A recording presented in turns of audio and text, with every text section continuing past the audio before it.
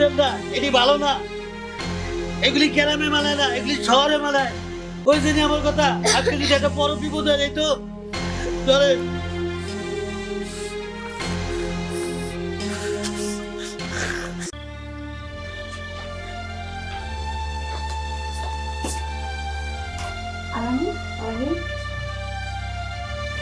কি দরকার ছিল আজ আমাদের ছেলেদের সাথে মারামারি করার?